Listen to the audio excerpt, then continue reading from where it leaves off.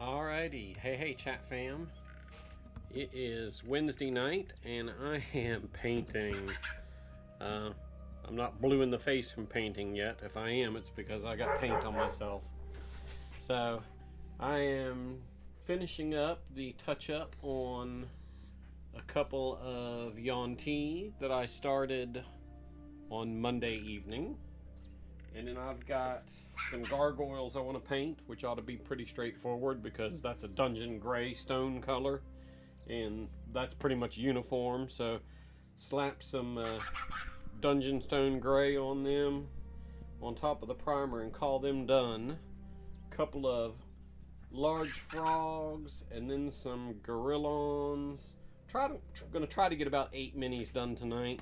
I only got 3 done, well realistically 2 done the other night because the invisible one, he didn't get painted obviously because he was invisible.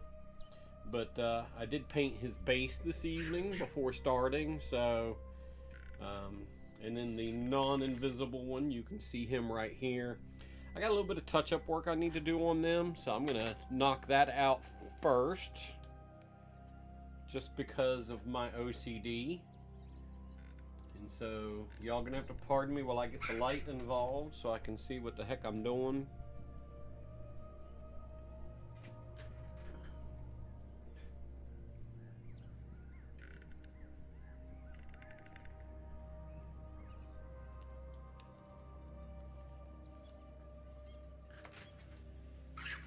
hopefully that makes it good for you to be able to see too.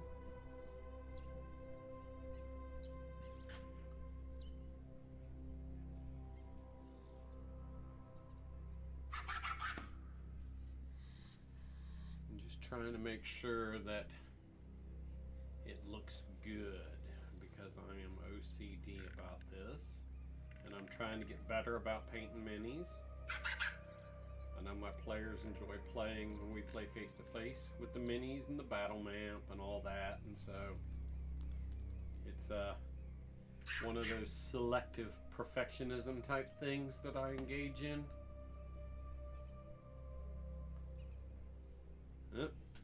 I see where we slopped some ochre brown on his torso.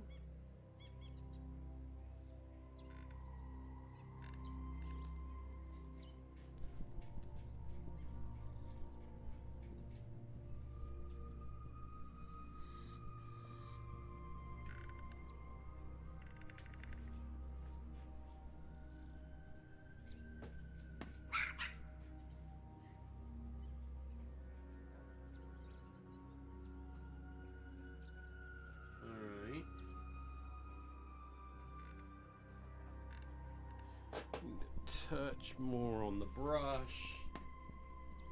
Get him looking sharp. This is the first time I've ever painted Yuan-ti. Not that I've painted a F-ton of minis in my time as a DM, because, you know, when I started playing, I was a broke high school kid, so we were pure theater of the mind. But now that I'm older and have some time and effort and a little bit of money to spend, I like to enhance the game as much as I can, and so miniatures are a fun way to do that.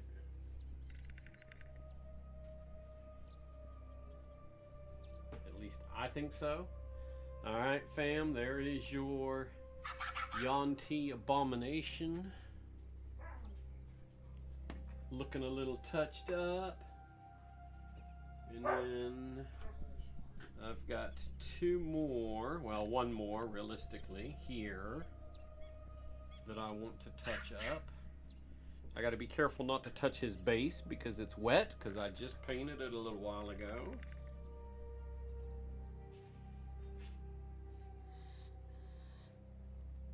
So I'm going to try not to get wet paint on myself.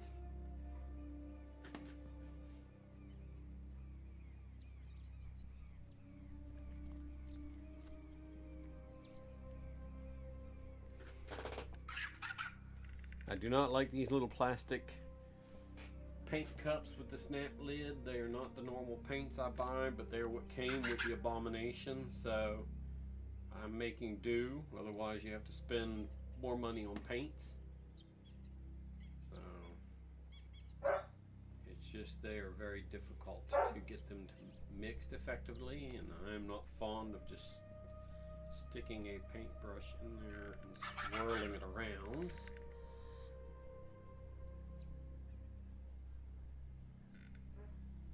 Okay, I think that is good for him. Looking to make sure I didn't slot paint every which way on his torso when I applied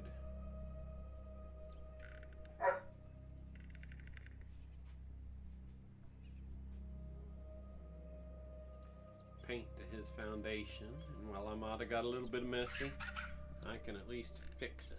So I think he looks good. I'm gonna have to grab him by the base a little bit, get y'all a good camera shot of him. So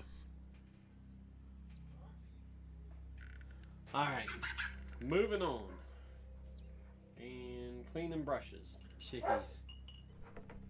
Alright, so 3 Yuan-ti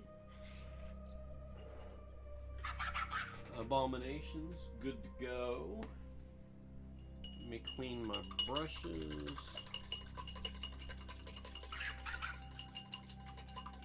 And then we will slap some dungeon stone on these gargoyles, because They ought to be quick and easy to knock out. For some reason, in my mind, gargoyle miniatures should be bigger. I'm looking at these, and you thinking this is a stone statue that springs to life, right? Kind of like the Legend, or the Disney cartoon series, whatever you prefer. And these things are smaller than the average player mini, which I find somewhat disappointing, at least in my mind.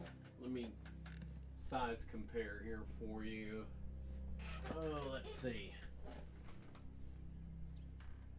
Average character mini, in this case a sorceress or wizard, and gargoyle mini. Now, why the hell isn't the gargoyle at least as big as the player character? I think what I'm going to do, I'm going to paint these, I'm going to use these for something, but I'm going to go back and do a search for a set of 3D print files for gargoyles, and then I'm going to scale them up to the size I think they should be and print them. It's one of the advantages of having a 3D printer. This just happens to be a bunch of minis that I bought, some of which because I needed in a hurry and didn't have, 2 to 3 days to wait for the 3D printer to crank out a couple batches of minis. Not to mention the troubleshooting time you have to spend in between. Yes, it's cost effective. It's cheaper to print them than it is to buy them, because buying a package of minis, 2 gargoyles, $5. Printing 2 gargoyles might be 30 cents, but it might take 7 or 8 hours to get a good print run, and if you have to get a print run completed, and if you have a bad print run and you have to start over or tweak it and do whatever, it's just a lot of time you're burning. Well, when you're making your final encounter selections on a Wednesday evening, Thursday morning, and your game is Saturday evening, 2 days is not enough time to print a bunch of minis, especially for something that is essentially a single encounter that's anticipated to last maybe 30 to 45 minutes worth of combat with the players. Anyways, I'm rambling as a DM here, but that's what DMs do. We talk a lot. All right, so I got a little dungeon stone from Nolzor's that we're going to use. Let me shake it up good. That's the other reason I like these paints as opposed to the flip lids. No like. So, and my friends at Hobby Lobby that I spend money with, you can go to their arts and crafts department, get these lovely little paint trays, and these are great because I can squirt how much paint I anticipate using onto them, and then just wash them up in the sink when I'm done with them. Oh, my dungeon stone does not want to work. We need a thumbtack to pierce the lid.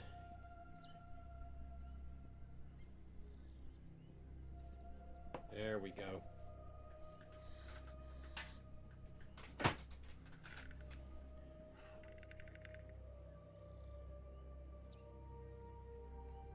There we go.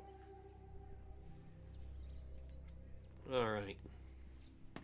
Let's get a good base coat brush out here, out of the cup of brushes. Honestly, I'm wondering if I should do their bases first, because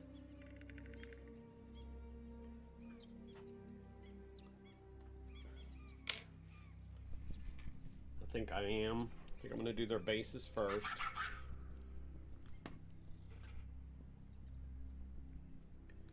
And then we'll let that dry a little bit. And then while that dries, I can work on something else.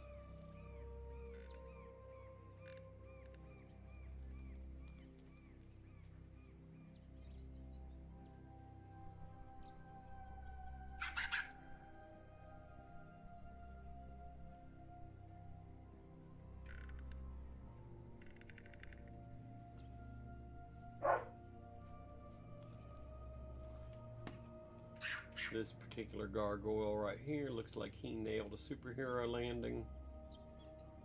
He's down on one knee.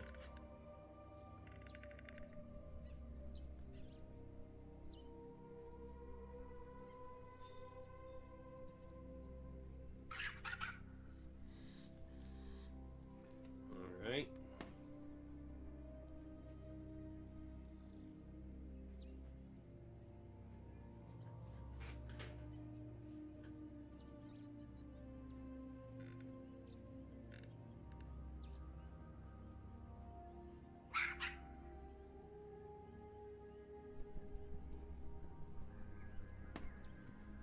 Get a little green on the ground. Let me make it look like he's standing in the grass or in the weeds or something.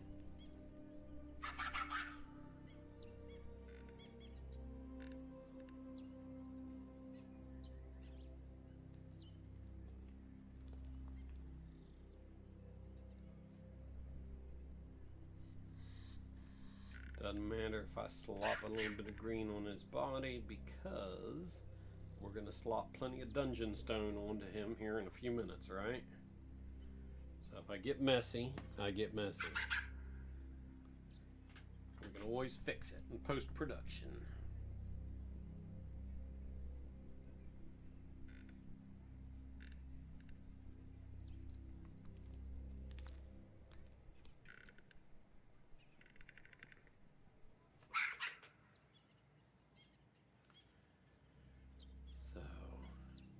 I don't know when we're playing face-to-face again, or if we're playing face-to-face again. I think in 2 weeks. Well, week and a half at this point, right? But at least I'll have more minis ready. Or if we're playing online, you know, graphics libraries I have plenty of. So online or face-to-face, either one is cool with me. Whatever my players want to decide. I think they enjoyed the face-to-face game this past weekend because we hadn't played face-to-face in probably 6 months. Of course, it's a time to get together and have a lot of food and some adult beverages and hang out and generally be obnoxious to each other.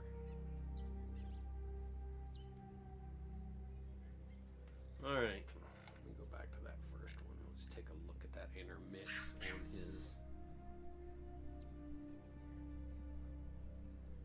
Alright, so I have a couple of giant frogs that I need to do as well. You know, frogs are normally green, so I think I'm going to go ahead and do their foundations in a brown. So here's the art card that come with the frogs, and that's what we're kind of shooting for. Their bases really doesn't even look like it's painted to me, but that's just me. Whereas the gargoyles look more like this.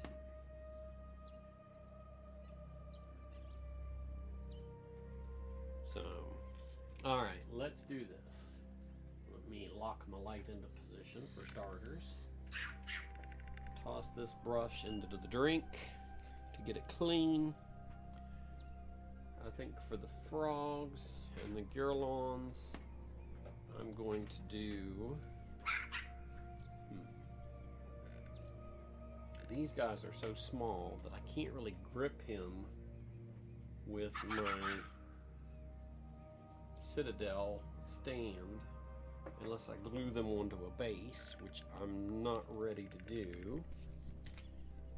So let's do the ground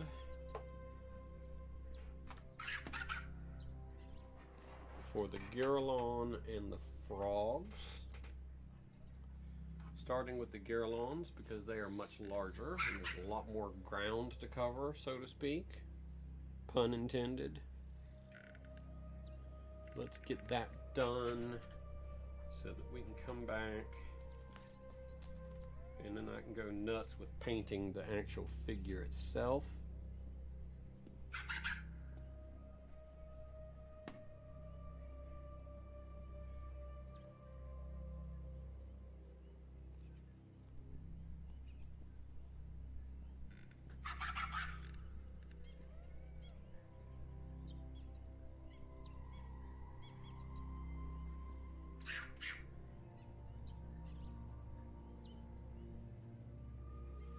this brush is stiff.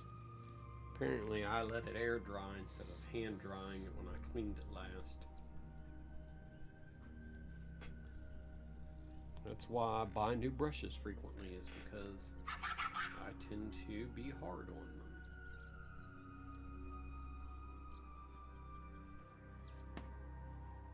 I won't claim to be an artist, but I'm sure most artists do have to replace their brushes regularly. Oh yeah, I'm not liking this brush.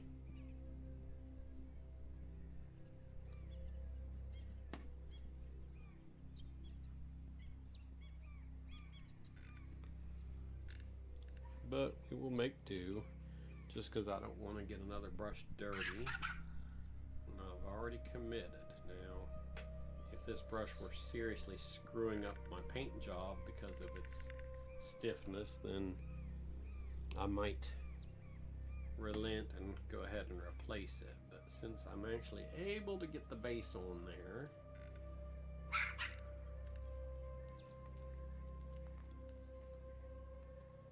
we will make it work, fam.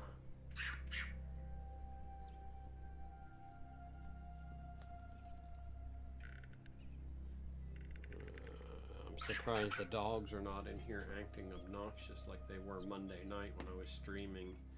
I made the mistake of giving them something sweet, like a treat, like 30 to 45 minutes before I started streaming.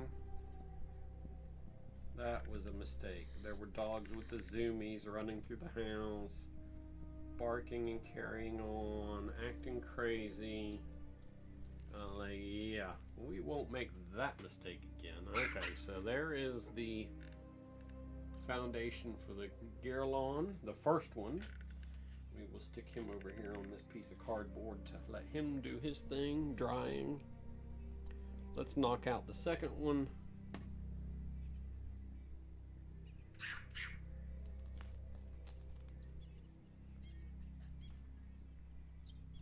And then we'll knock out the bases for the two frogs.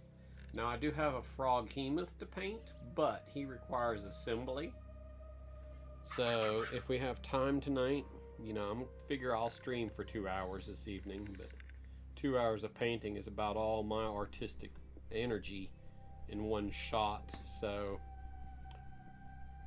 I will, if I'm feeling a little energetic towards the end, we'll go ahead and assemble him. For those of you who don't know what a frog hemoth is, it is a super gigantic frog with tentacles, and they are quite vicious, and they are a higher challenge rating monster, and something that, don't tell the players, they're going to be running into at some point in the city of Omu, which they've just recently entered. So we'll keep that our little secret, right? But I figure painting it would be fun. Well, having the miniature would be fun, because, you know, the best I could do was a rubber frog from the toy department at Hobby Lobby, and I'm like, well, having a giant rubber frog as a miniature is great because I can use it in other things. It doesn't convey the terror that a frog hemoth is going to convey. I'll share that with you here in a second. I wanted the oh shit factor to kick in with the players, and a rubber frog toy from Hobby Lobby just wasn't going to cut it. So let me see. Here you go. This, fam, is a frog hemoth. Sorry, you get too close to the camera, the reflection from the prompter shows up. So, and of course, they put the label right on the front of the color shot. So let's look at it from the side. But the back, I have to put the tentacles on and all of that, so you can kind of pose it the way you want. I think we will paint him on our next session, but tonight I'd like to at least get him assembled / glued together.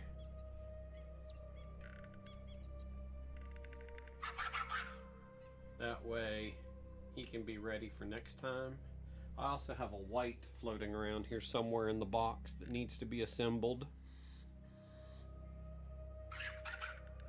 There are a ton of miniatures on my desk right now, all needing paint. And that's fine. I'm like OCD and would like to have at least one or two of every single monster in the realm in the books for play. That's kind of how I look at it, is, you know, have them available for encounters whenever we're playing face to face. Now obviously when you're going to encounter orcs, you're not going to encounter one or two orcs, so I have like 16 orcs in a storage case. I've got zombies, I've got ghosts, I've got skeletons in equal number to my orcs, kobolds. So having those miniatures available make combat encounters a lot more fun, because you have a substantive number of combatants engaging with each other. And you know me, I like to throw the dwarfs off the high places if they're getting ganged up on by orcs. So if you don't believe me, just ask Alec. He'll tell you that it was a rather unpleasant experience for him. But you know what? He didn't miss very many gaming sessions after that. After getting yeeted off the chasm rope bridge into the darkness and losing a character for 4 or 5 sessions and having to have another character created. But now he's got 2 he plays, and he has just as much fun with both of them. And honestly, I do too when he's playing them. His Ranger, who they have lovingly nicknamed their Go-Go Power Ranger because of some of the feats he has, makes him a bit of a tank in combat. And then he has a Dwarven Fighter. I believe Grand Merle is a fighter. I mean, that's what he uses him as a fighter. So the assumption is fighter. I could always go on D&D Beyond and look at his character sheet. Our Paladin. I fear our Paladin, who is a player that is no longer playing with us because he moved. I fear he is not long for this campaign world. Matt's been running him in addition to his cleric, and I know that's a burden if you're running a character you're not familiar with. So yeah, I think it's time to just about write him out. We're going to have him go out in style. I'm not going to kill him. I don't think that's right. Because, you know, situations may change. Player may move back someday and decide they want to rejoin the game. So I'm not going to kill the character. But we're going to send him off in some kind of fashion. And then, you know, if chance favors us and he ever comes back to play again, then, you know, we can find a way to write him in. Okay, the base of that frog is done. The base of this frog is done. Okay, so the bases of the 8 I wanted to do are done. Let's clean this brush. I need a different paper towel because that's the one I used the other day, and it's a bit messy at this point. Let's get me some fresh paper towel in here. Alright. Let's do some gargoyles. Let's do some frogs. We're going to do the gargoyles first. And then I think we'll do the Girolons because I painted their bases second. So they'll be the second ready to go.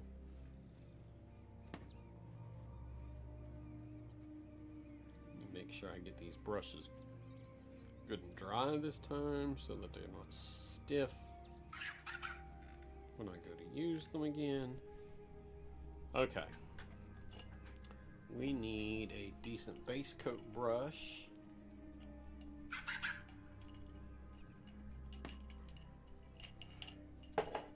And I've got another whole cup of brand new brushes here that I've had for a minute that I haven't broke in yet, so. Alright. Gargoyle time.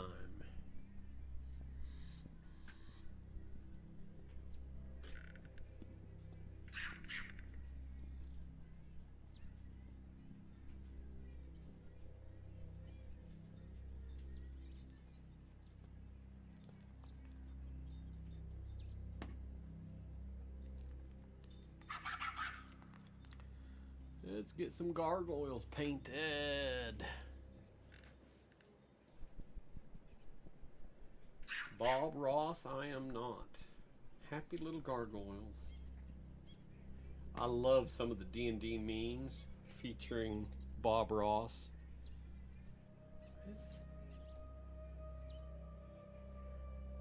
This ogre has a kobold riding on his shoulder because everybody needs a friend.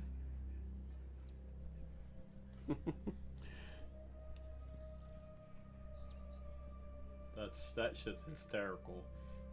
Google Bob Ross D&D memes and you will see why I think it's funny as hell.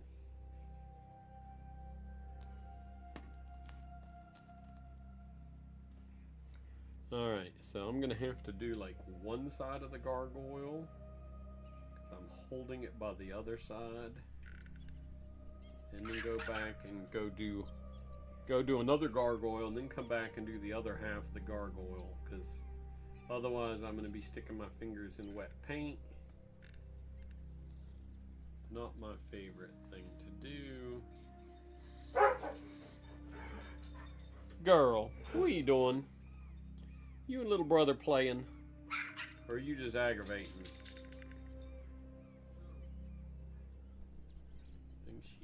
Just aggravating.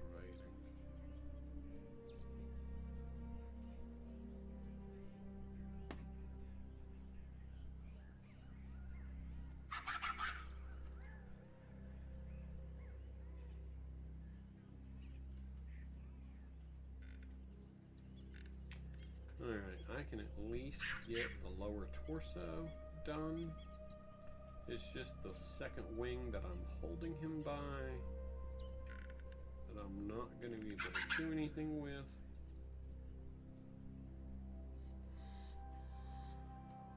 Until after the first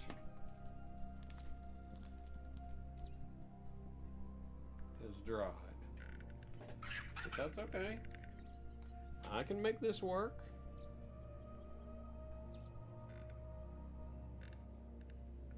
I promise you I can make it work.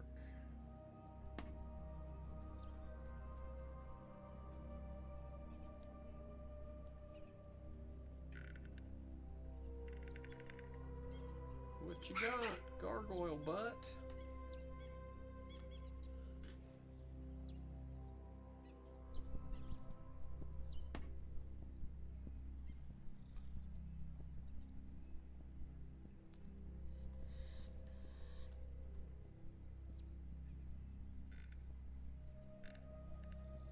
Get those feet and those bony little stony toes.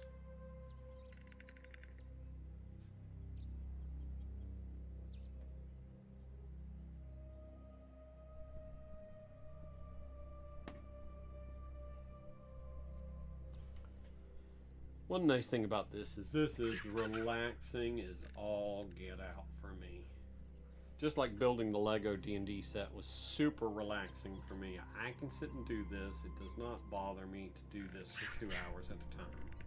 Now, probably the biggest problem is sitting still that long for me, but it's still doable, you know? Alright, let's get this wing. Hey girlie, I hear you coming up behind me. What is it, mama? Oh, she's laying down behind me. I went and took a brief 20, maybe 30-minute power nap when I first got home before grabbing some dinner and getting settled in for mini painting. And she very seldom gets up on the bed, right? That's kind of Sam's domain. Sam claims the master bedroom bed. And she actually got up on the bed and laid down with me. Normally she'll get on the bed and she'll stay for 5 minutes tops and then she gets down, but she got up on the bed with me tonight and laid down and took a nap with her daddy.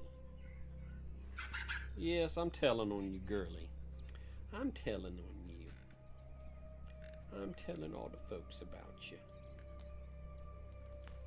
What you doing, mama?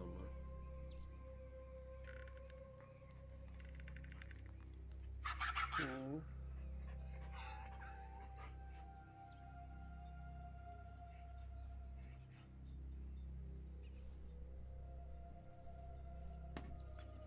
Alright, gargoyle number 2.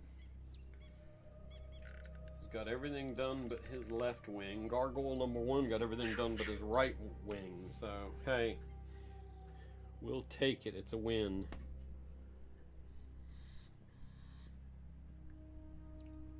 One of my coworkers gave me a set of Ultimate Collector Series Legos for Luke Skywalker's land speeder that he was trying to sell, I think, through consignment and just wasn't able to sell them. So he's like, you know what? I'm gonna give these to you. You like doing this kind of stuff, and be something your grandsons do like too, and y'all can build these together. So I've now got 2 X38 or X34 land speeders, about 1,800, almost 1,900 pieces of Legos.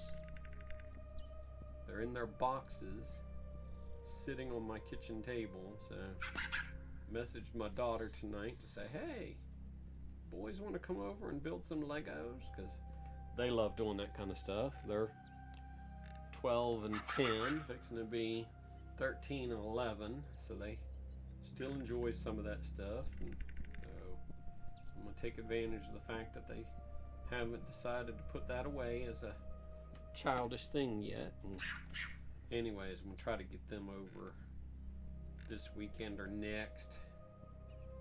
See if we can get those built. My buddy Albert at work that gave them to me, he's like, man, the only condition I have is that you send me pictures. I'm like, man, that's not even a condition. You know that's going to happen. When we build stuff, we like to take pictures of it and share. He's like, I know. He's like, that's all I ask. That's not a problem, man. Thought that was really cool of him to think of us.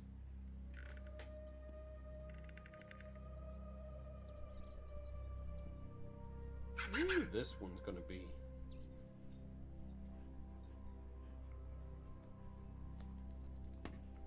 Oh, there's my little bit. I'm a little bit.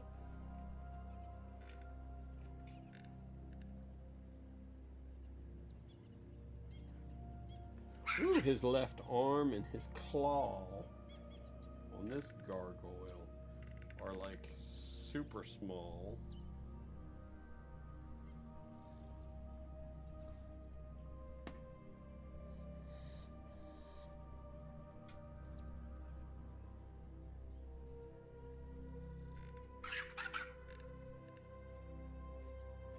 Yep, I see a white spot on the back of an ankle. Fixed. Okay. Left wing on that one. It's going to be the left wing on the last one too. And there I am painting my knuckles. It happens. Alright. Rocky, you cannot fit under this desk while I am at the desk, baby. Little bit. Rockhound. Okay. We're going to be a stubborn husky and ignore our daddy.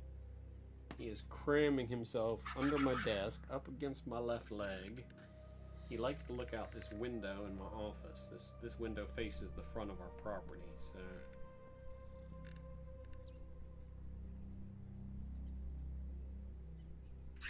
He can see outside and see whatever kitty cats have wandered onto our yard, which causes a bit of consternation, because huskies have a high prey drive and he wants to go get that cat and do unpleasant things to it.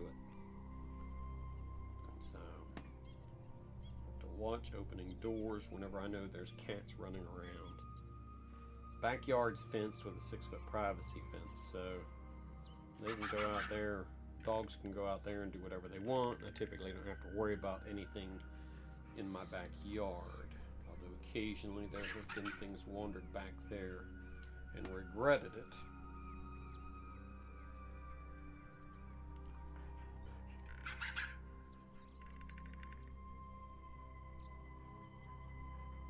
It luckily does not happen often. Okay.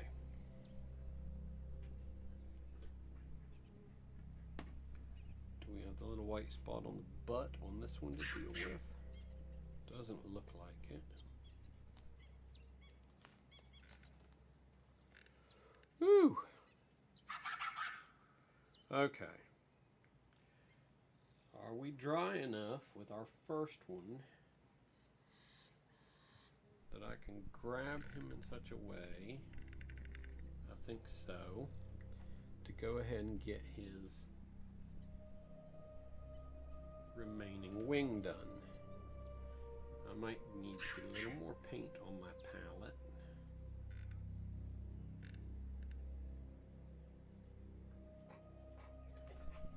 What, puppy?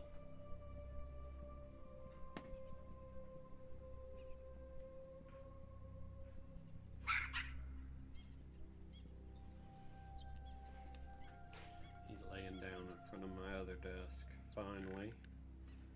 Out of my way for the time being.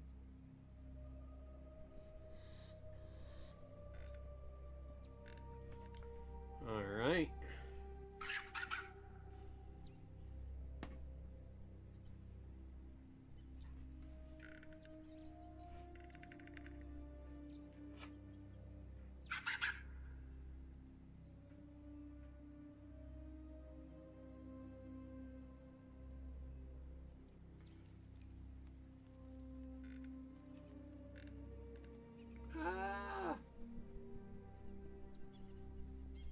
Touching wet paint.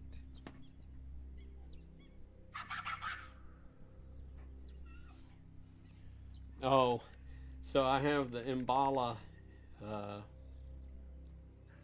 introduction to Mbala playlist playing from Sirenscape in the background while I'm streaming, because I like having some music and noise, and he's trying to figure out where the monkey sounds are coming from, so he's up looking at my monitor, behind my monitor, around my computer, trying to figure out, where is that monkey, Rock? Huh? Are you trying to get him?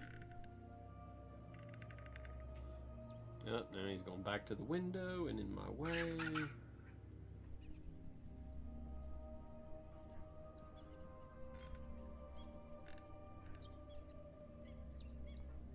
Silly pup. He is my derpy derp. Aren't you?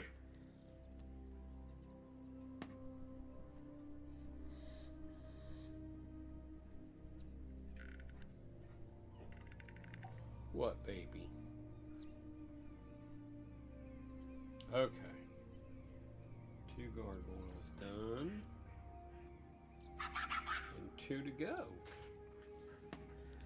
And then we've got to do the Giralons. Hi, baby. Hi, baby. What do you want? Huh? Now, you can't be bumping on me while I'm painting, baby. Hi, girl. Why don't you take your brother out in the living room and play with him a little bit? So he will let your daddy paint in peace.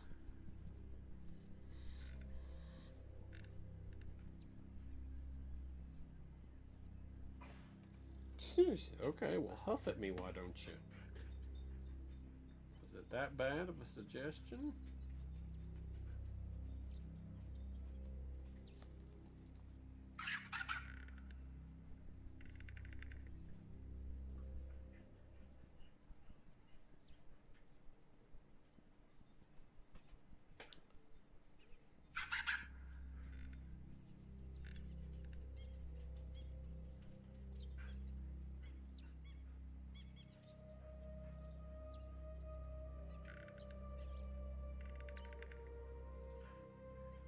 Okay, gargoyle number 3.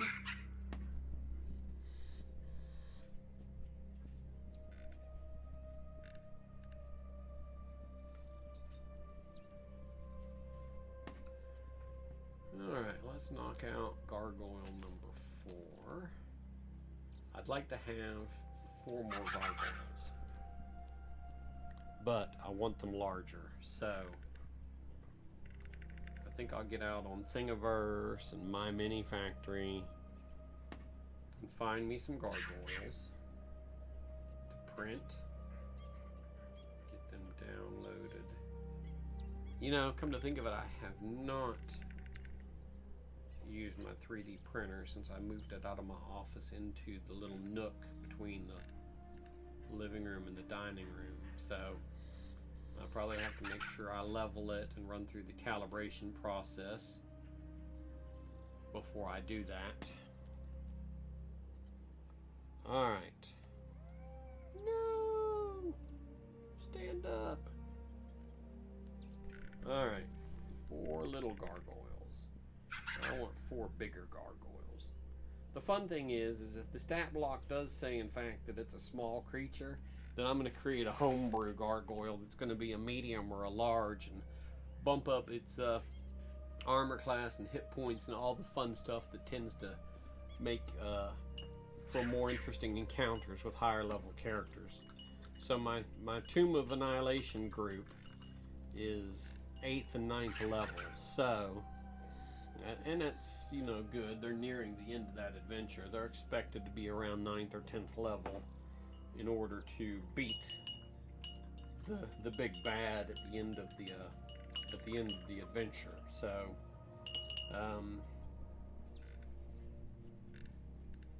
so having some tougher monsters for them to encounter is makes it a little more fun. You know, it's no fun if I just throw stuff at them and they can kill it within two rounds. I like combat to go 4 to 5 rounds just to make it lively. I know some people look at that as dragging it out, but no. You know, where's the fun? Where's the challenge if you can kill something in 2 rounds of combat? There isn't a challenge in my mind. So, and while it's okay to throw low-level encounters at higher-level characters, at some point it becomes monotonous. So I tend to DM from a different perspective. Alright, so the Giralon has a whitish gray coat, tan looking hands and feet and face, and white tusks. I'm looking at this card, fam, and that's what we want him to look like. Giralon, in case you're wondering how it's spelled. God knows I can barely pronounce it, let alone spell it.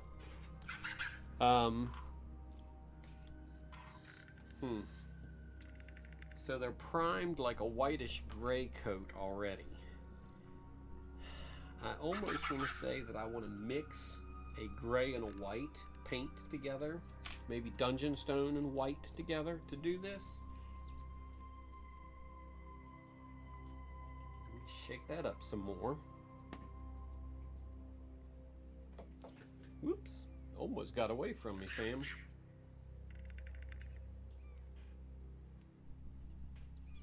Alright, there's the gray. Lawful white. Now, flesh wash, brown wash, shadow wash. Okay. I'm thinking maybe the gray and white mixed with a little bit of a wash to help make it pop. I just don't know if I want to use the flesh wash or the shadow wash. That's a tough decision, because once you start using a wash on a mini, you can't really change washes, in my opinion. It doesn't go well.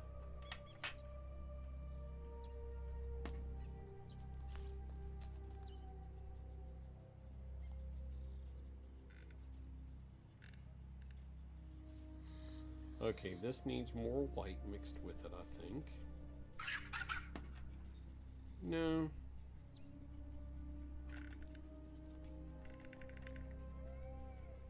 I think that's good. Let's dab someone back here and see.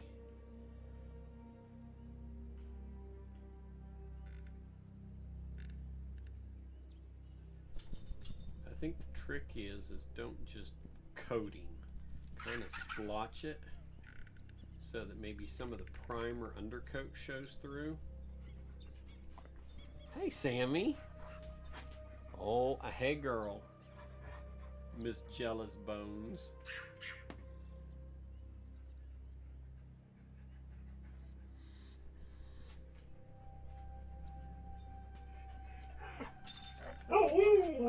What? What is it, Daddy boy?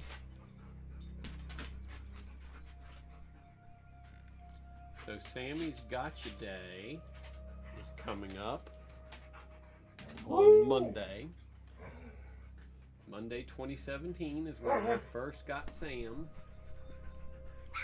Now Rocky's Gotcha Day is May 10th, which is this Friday. But I didn't get him till after Sam. He came to us in 2018. Yes, he did. Don't argue with me.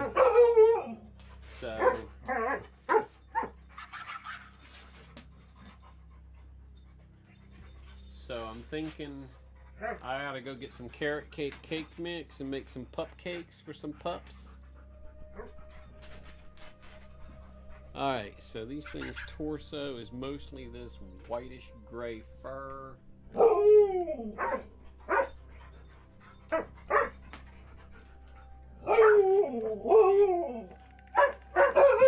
thinking just splotch.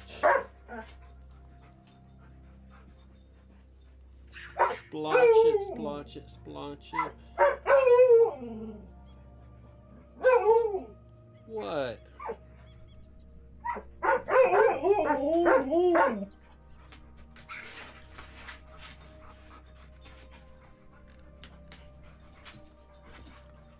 They really want to come in here and wrestle.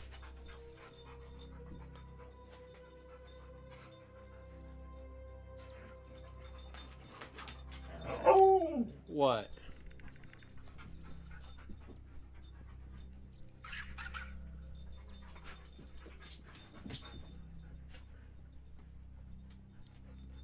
Their hands are like a tannish flesh color. Okay. There's my interpretation of what his coat looks like. Let's do the other one and let that dry. And then we'll do the hands, the mouth, all of that fun stuff. Let's see if I can do a little less thick coat on this dude.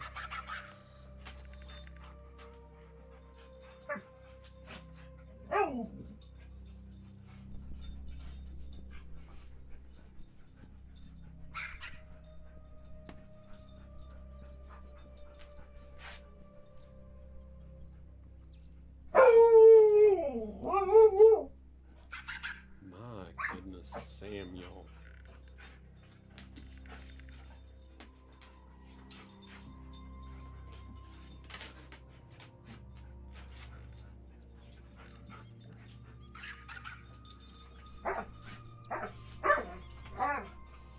I don't know about that.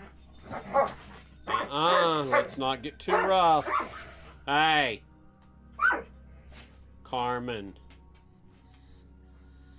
You need to settle down. We're getting on the verge of a fight breaking out, and I do not want to have to stop and deal with y'all fighting.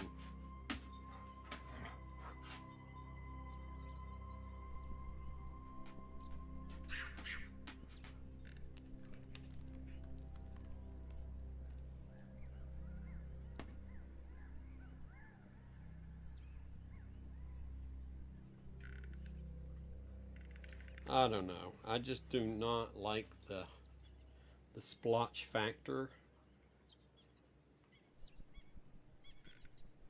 It's not one of my favorite things to try to implement, so I think I'm just going to go ahead and coat it.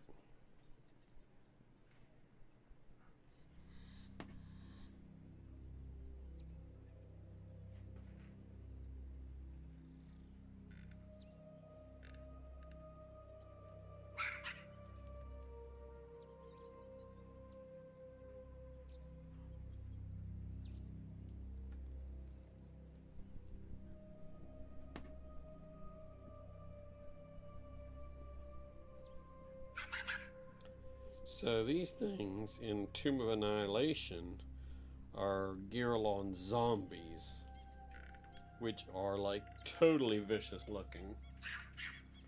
Let's revisit the first one.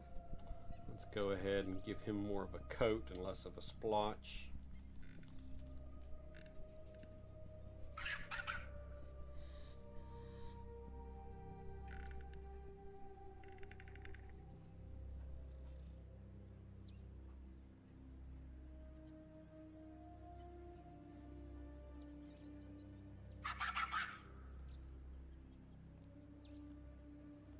Monkey butt.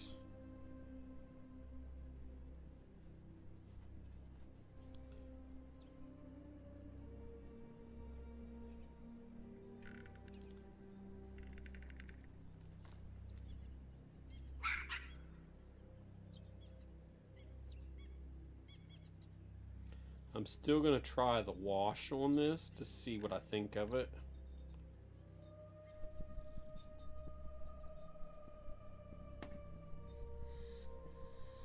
And I'm thinking maybe the shadow wash.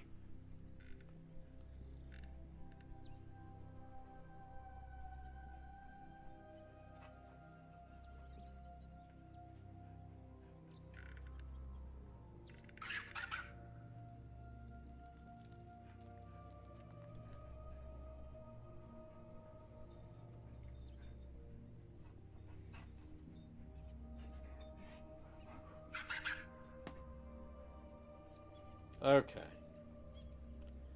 I think I'm content with their base coat.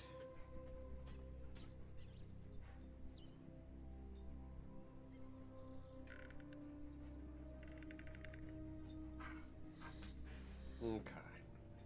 So we're going to let him dry a little bit, both of them. I'm going to touch the frogs and work on them, and then we'll come back and do the hands, feet, and mouths of the Giralons. I think that's the best way to approach it. Hi, baby. What are you doing? What are you doing? I don't know if y'all can see just the bare tip of him right here between me and the desk. His nose sticking up as he's trying to get some attention from his daddy.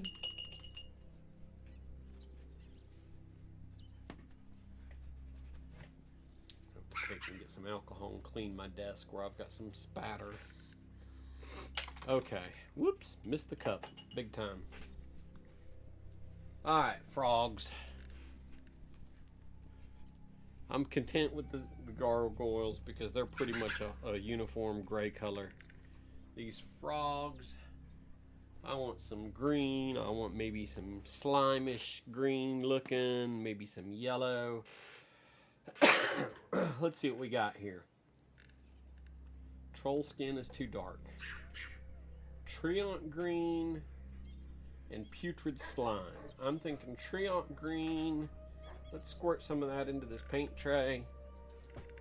I'll shake it up good. So the rest of my minis, once I get past all this, is going to be figures more than monsters, although I do have some werebears and wereboars over here to contend with. So it'll be a lot slower progress painting those. I tend to take more time doing them.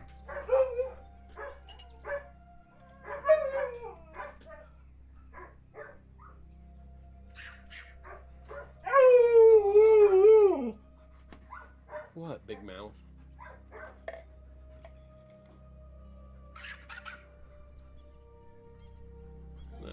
That's a good brush.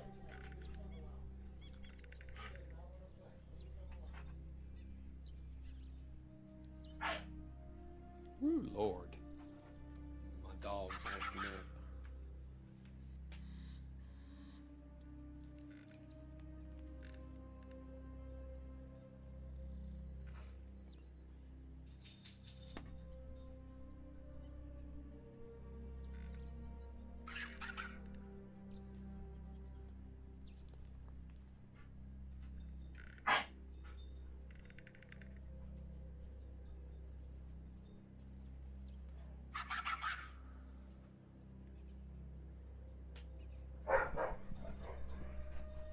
Carmen!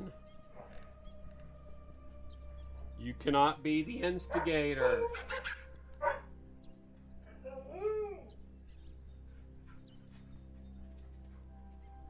So I'm going to do their underbelly in like maybe a lighter green or a yellowish color.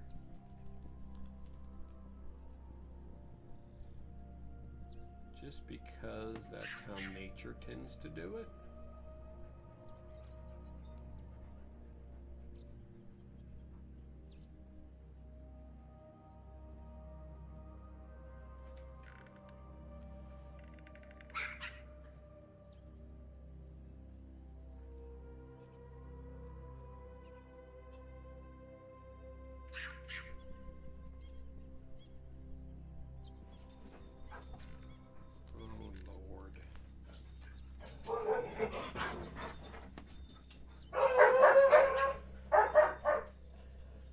Hey, y'all need to settle down.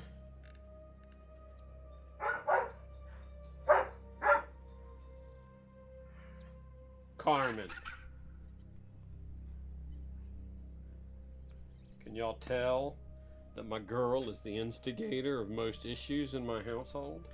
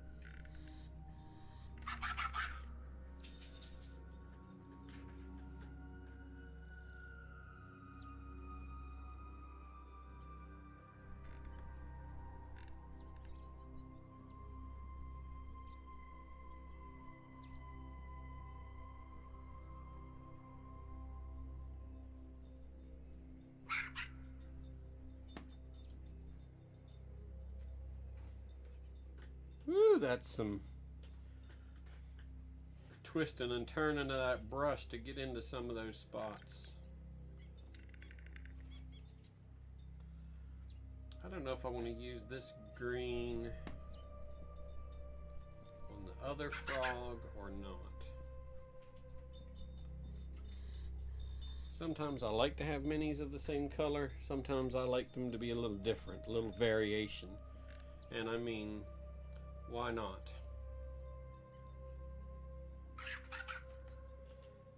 Let's get this back leg painted here.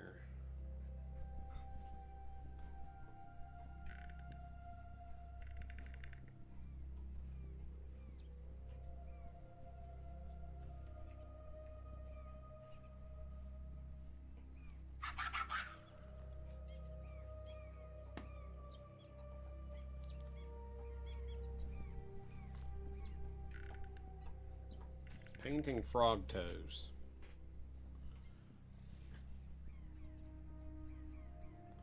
Oh, the lengths you go through as a DM to do things to make the game more engaging.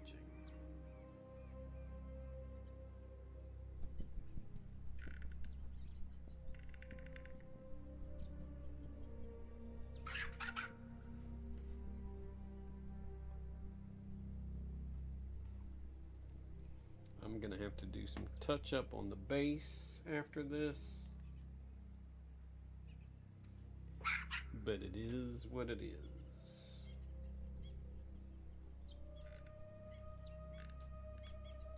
Trying to paint his front, the front of his toes and back leg, and not my thumb, which is also right there.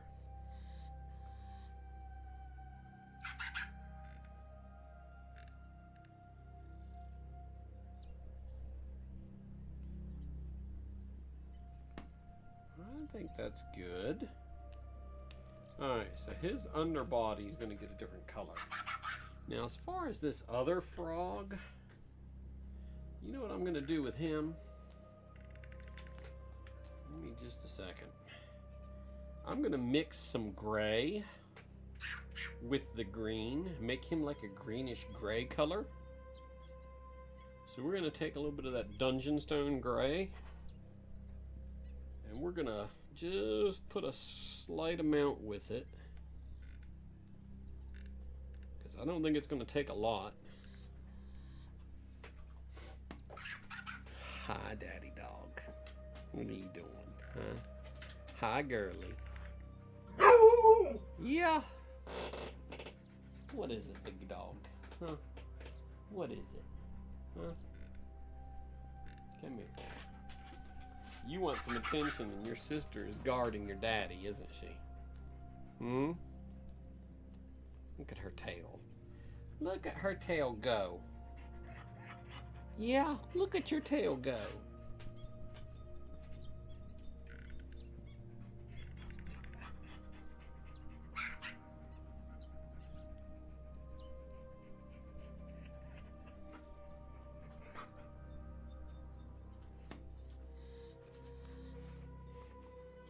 I'm glad I'm just mixing paint right now. I'm not trying to paint while y'all are over here bumping on me, loving on me.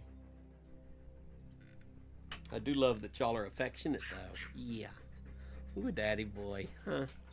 Hi, girl. Hi, mamas. Yes. My puppies. Aren't y'all?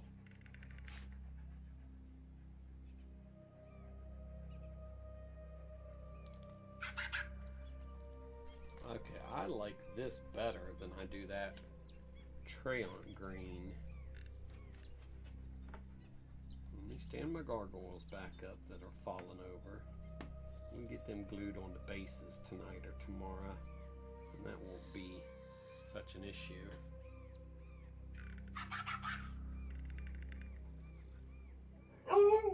What?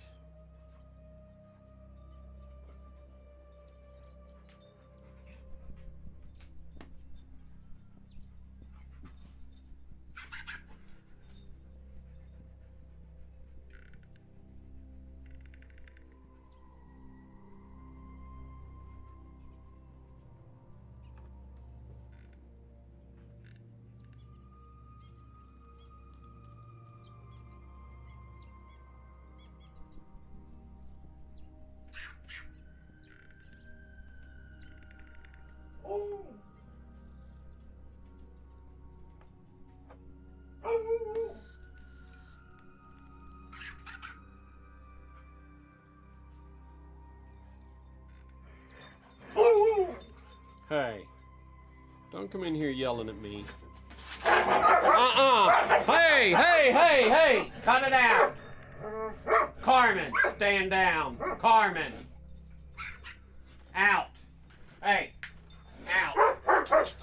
Out. Get out.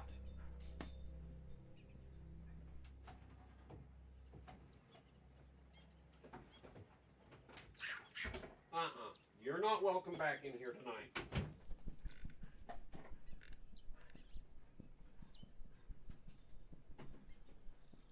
I had told her to settle down because she was getting too wound up. Now she's not allowed in here the rest of the evening.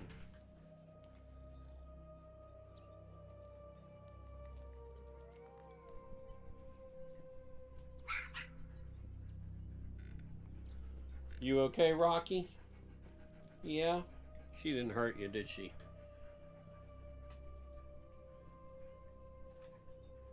I could tell she was getting too wound up earlier, and I told her to settle down. But no, she got to be hard-headed husky. That's a breed thing. That's the first fight I've had with them acting out like that, with her acting out like that on streams. Now y'all get to see what her crazy ass acts like.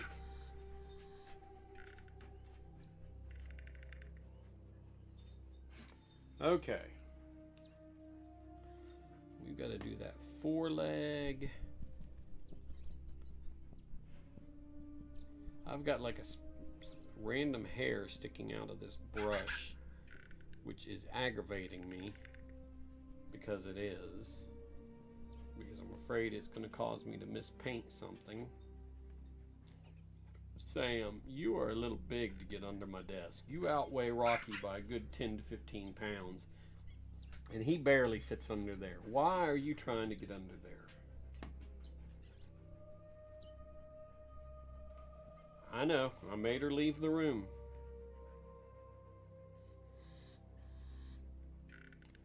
Y'all can visit at bedtime when she's calmed down a little bit.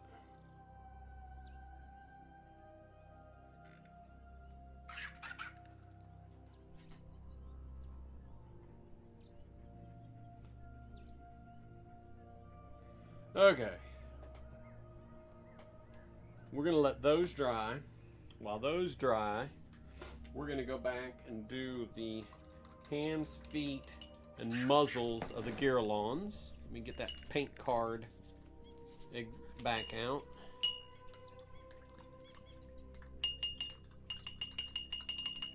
I think we're going to use... I think I'm going to use the tan earth for that part of them.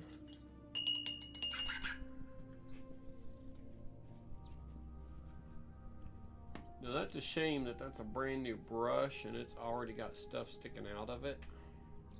That is aggravating. I have to take scissors and trim that off. I can't get it back in line.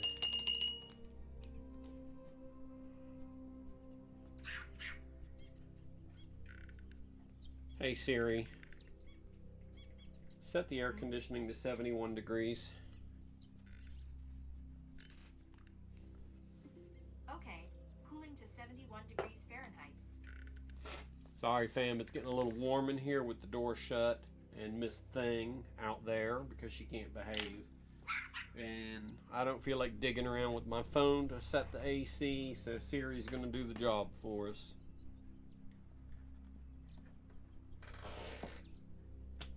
Rocky, are you still looking for the monkeys?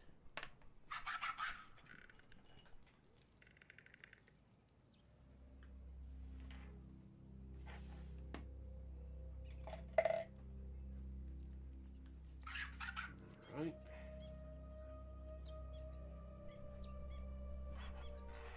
Let's get this tan earth over here.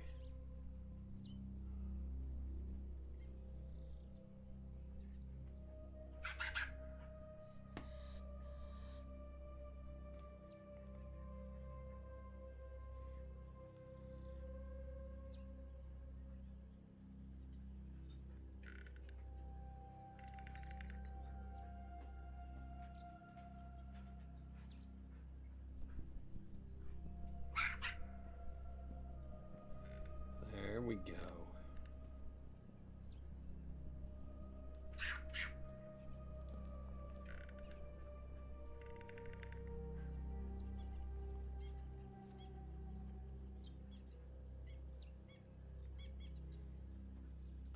I just realized these things have 4 arms.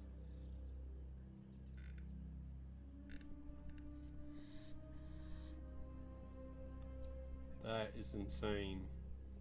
I will be adjusting my combat tactics for the claw attacks now as a result of that. I think maybe they need a minimum of 2 claw attacks, multi-attack, maybe 4 claw attacks, but see, these other 2 claws are smaller. These other 2 arms are smaller. So maybe we'll stick with just the 2.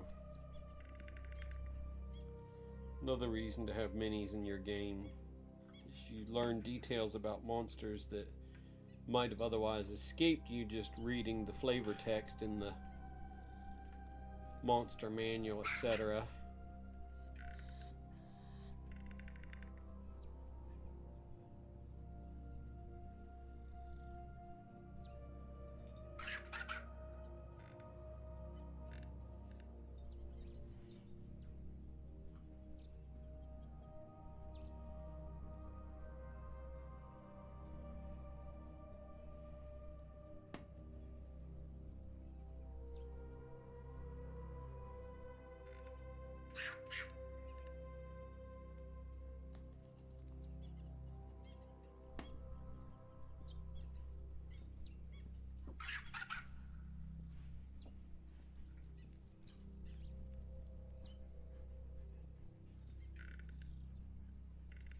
boys? Are y'all okay? Y'all panting heavy. Is it getting too warm in here for y'all?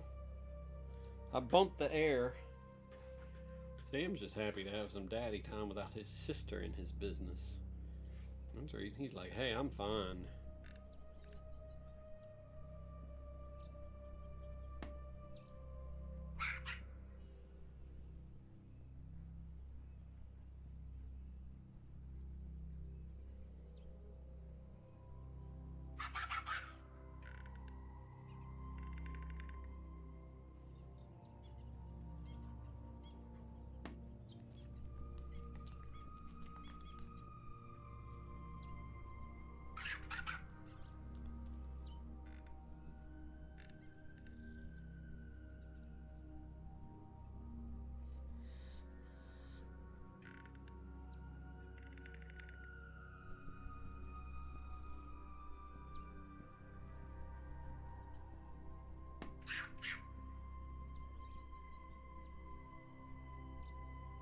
Ooh, that's some crazy detail to touch. Alright. Got his hands and his feet done. Now we gotta do that gaping maw. And then I'll have to come back and do his teeth.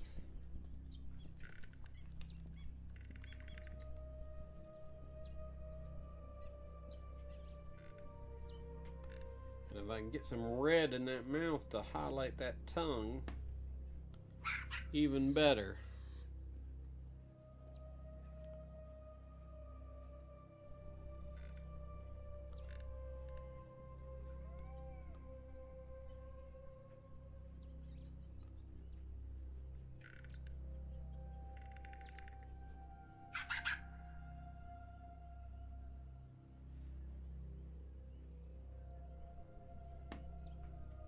Needs a better mix to get that.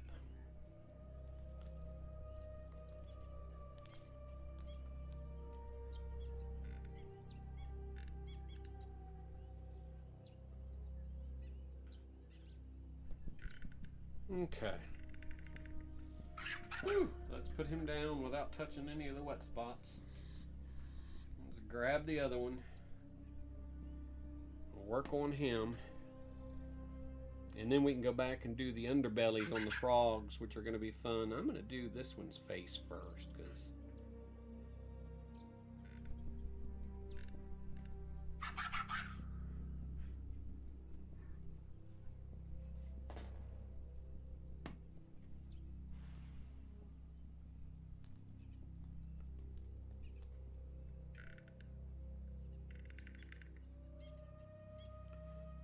alright. That upraised hand.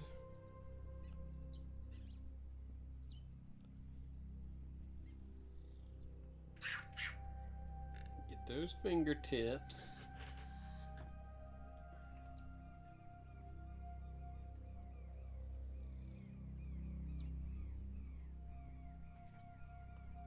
Come around that wrist in a uniform fashion.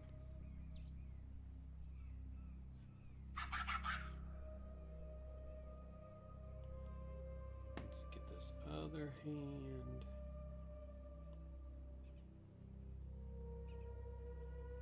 One of my friends is texting me. It's like, I can't wait to see the end result of that.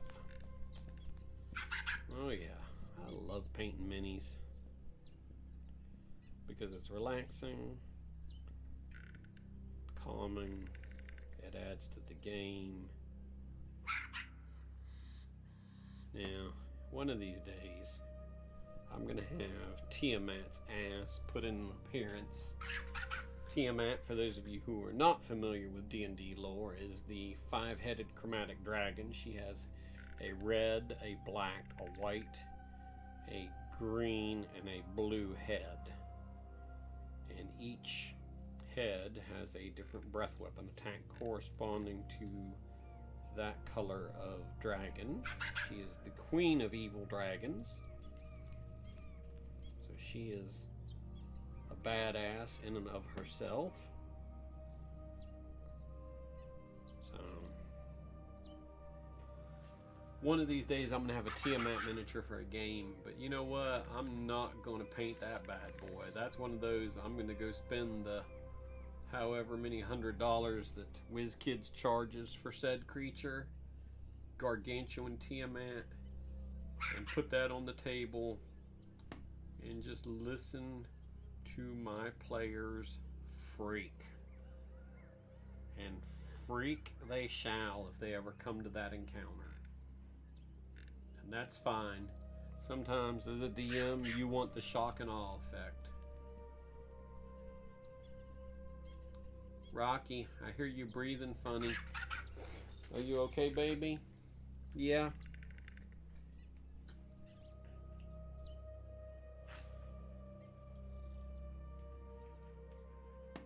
Is it just 'cause you're warm? Daddy shut the door, made it hot in here.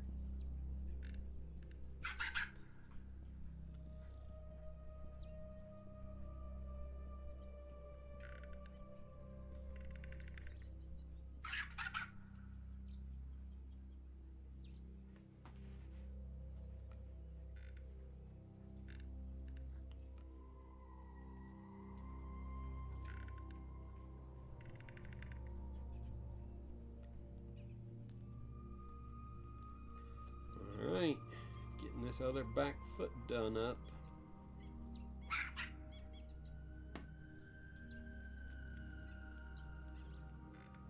And getting paint everywhere.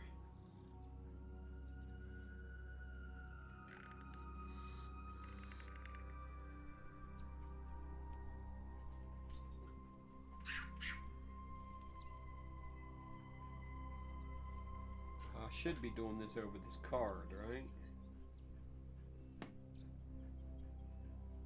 I mean, that was the whole purpose for the card being here, was to catch my excessive paint. Okay. Giralons are done. Let's clean this brush. Hi, baby. Hi, my baby. How are you? Hi. Yes. Oh, him is the half, because him's getting attention. Yes, him loves the attention. Him's the attention hound. So Sam will turn 10 on May 16th. Which is 4 days after his gotcha day. Rocky's gotcha day is May 10th, Friday.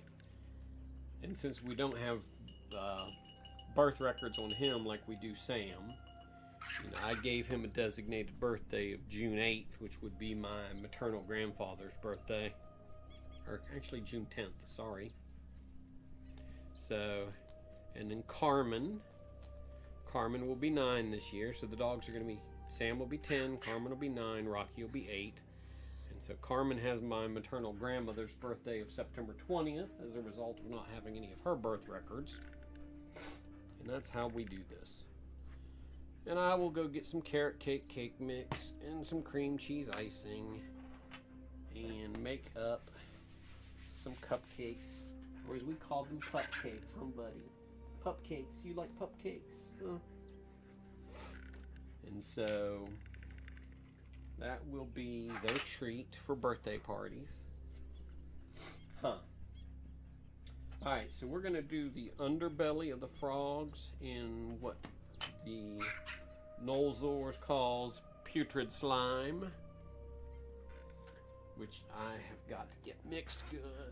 And I can't shake it next to me because there's a red-headed dog. Oh, baby.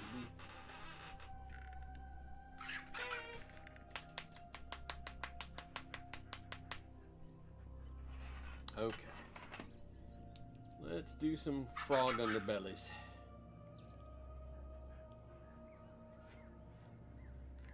It's like a yellowish green slime. I love it. Let's mix it up a little bit. Yeah, that's just nasty looking yellow green. Hang on, there's a Sam hair in my paint tray.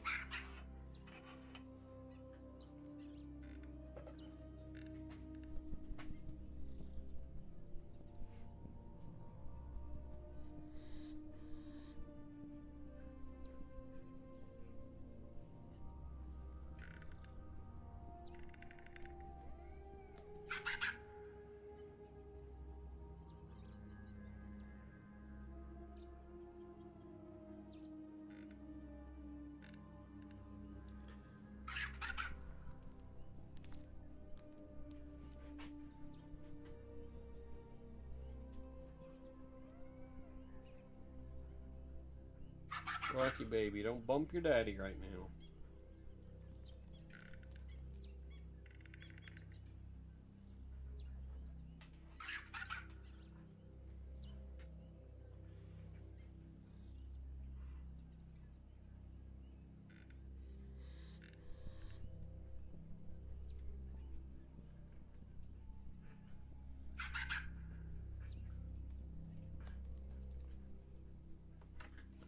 I thought it would be cool to give him one slime green leg.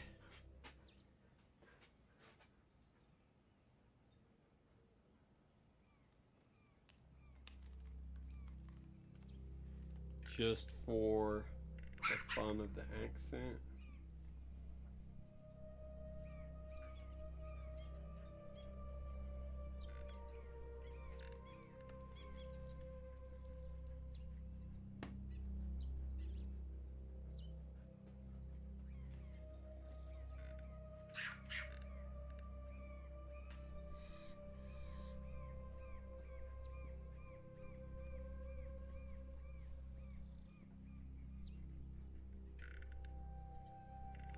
Let's get that eye.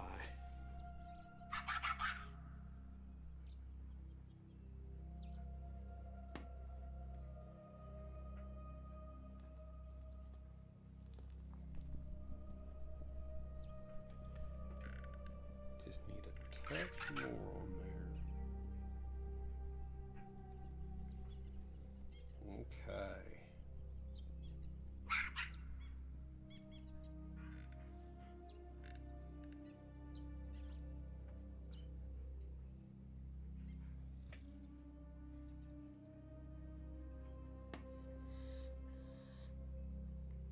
All right. I think that's one frog. Let's go knock out the other frog's underside. I'm going to show him to you here. So you can see his green and then the yellow slime undercoat. And I use the yellow slime color for the eye dots. And this other guy looks like he's still a little wet. So I'm going to proceed with caution on him.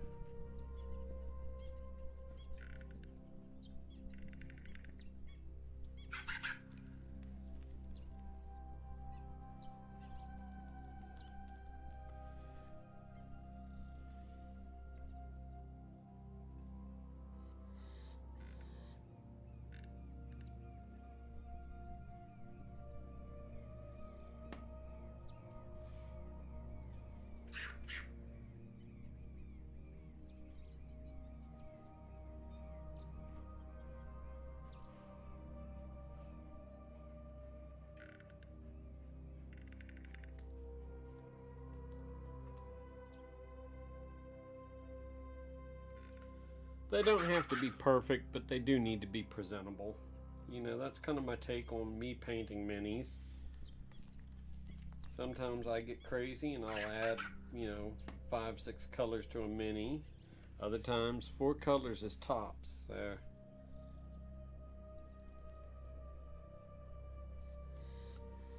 I think in the case of these frogs, 4 colors would be excessive. So we're gonna keep it simple, as they say. The KISS principle.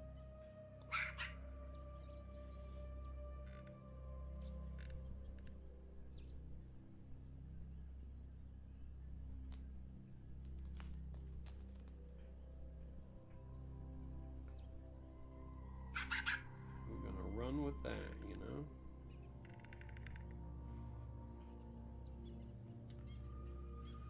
Alright. I think that's my frogs, my Giralon, my gargoyles. I think that's everybody I wanted to paint tonight because I touched up the Yuan-Ti earlier. Let's do this. I'm going to push all this back. I'll clean this tray up in a little bit. I'm going to clean this brush now though. Let's get this Froghemoth out and assemble him, so that when I decide to do this again, we can paint him. I'd like to get him done and then start tackling minifigures. Might do him and the Vegapygmies next, because they're small creatures. I have 6 of them to do. So maybe Saturday evening we will do the froghemoth and the vegapygmies. I still need to do the white on the tusks of the Giralon. I'm not going to worry about that tonight. That's just going to be a slight touch-up. Same thing with his red or pink tongue. That's a one-shot evening thing that I can knock out pretty much at my leisure. Let's open this bad boy up. Share a shot of the box minus the Amazon label right in the front. Right?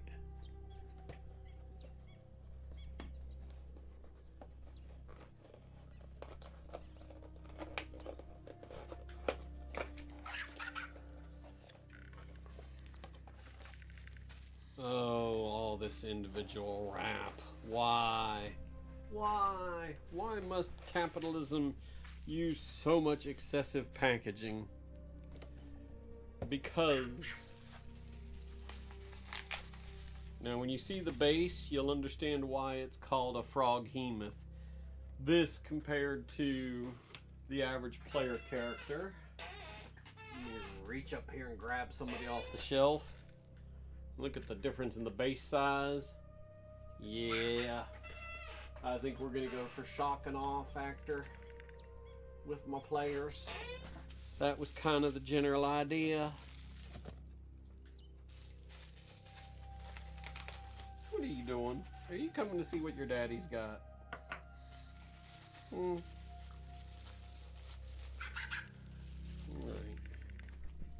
What is body? What is torso?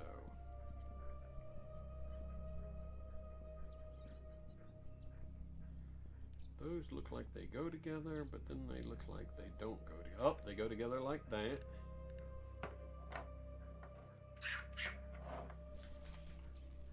Right.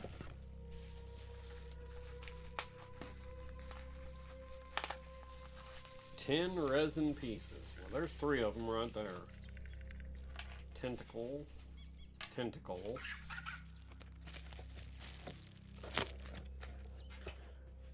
Can you get your tentacles out of my spaghetti?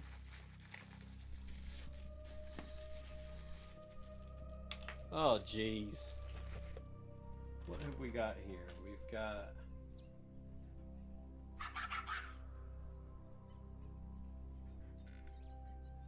upper jaw, lower jaw, and then what looks like eye stalk.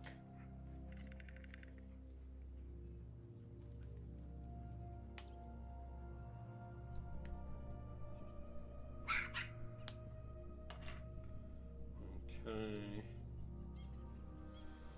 I guess that is. Yep, that's upper jaw and eye stalk.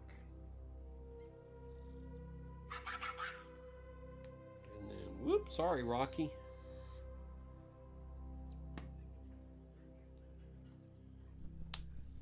Froghemoth.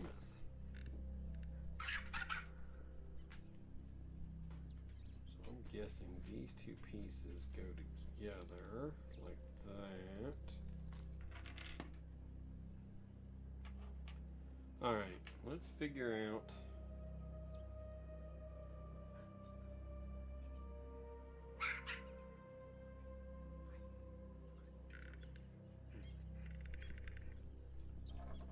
we know this goes like this. That's a side tentacle mount. Alright, let's break out the super glue. Where did I put it?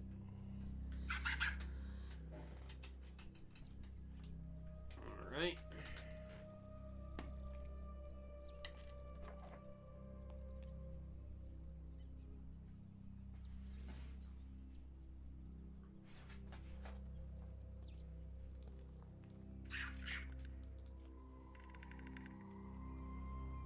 And the super glue is trying to run away all over the body, which tells me I put too much on there.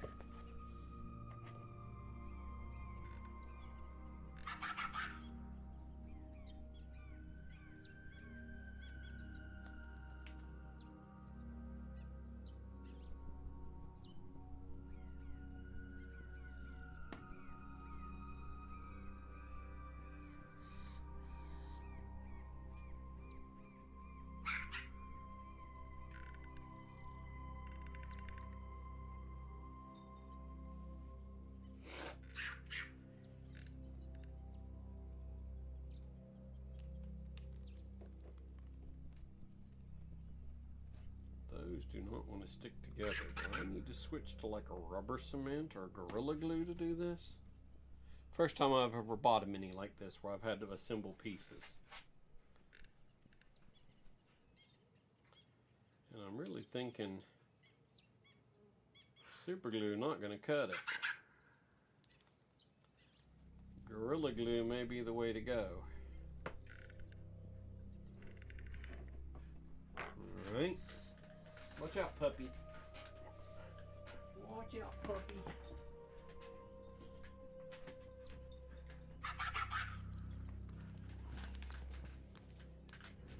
I hope this stuff hasn't dried out or capped.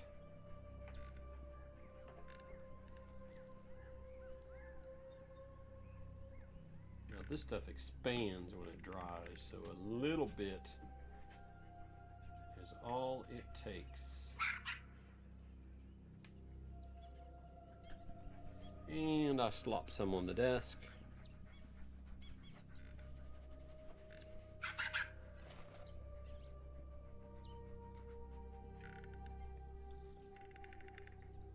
Oh yeah, holding much better with that.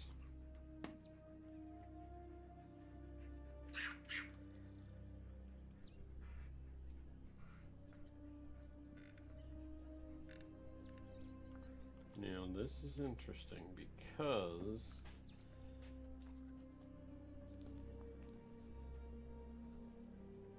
those do not line up perfectly.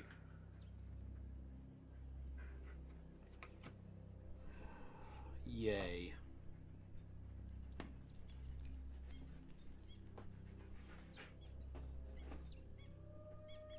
Means I will probably need a little bit of a filler putty to make that work the way it should.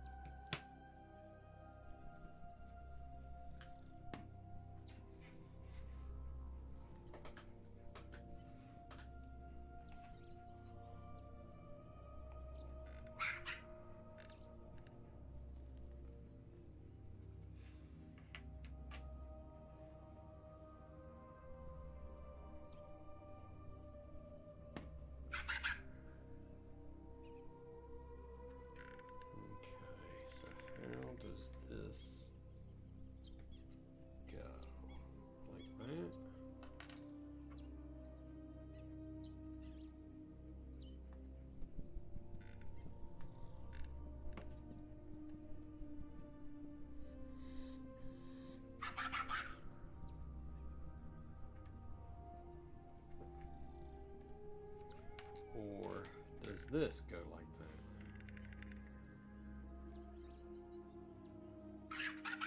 Yeah, I think that goes more like that. Okay.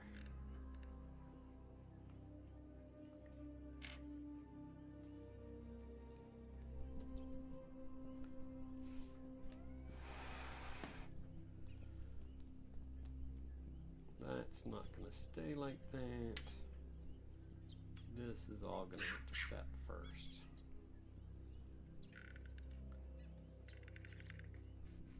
Alright, so we're not going to get this all done in one shot tonight, apparently.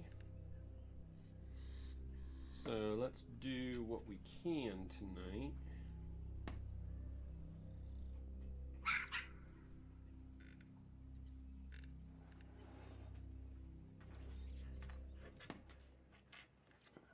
Which is going to be probably main body. I would say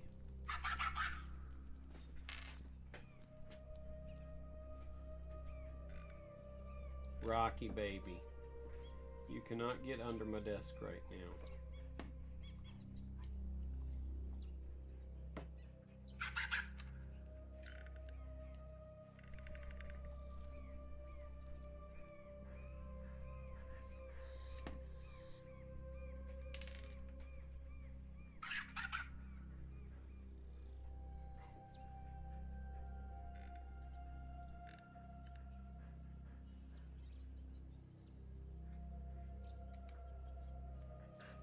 You know,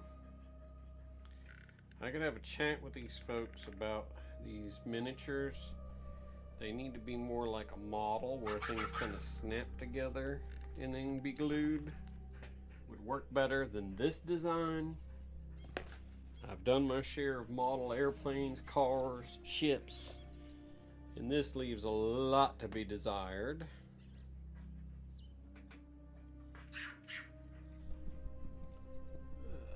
Let me see if I can get that to line up and glue. Just sitting there. I'm gonna say no. So that's gonna have to be a two-step operation.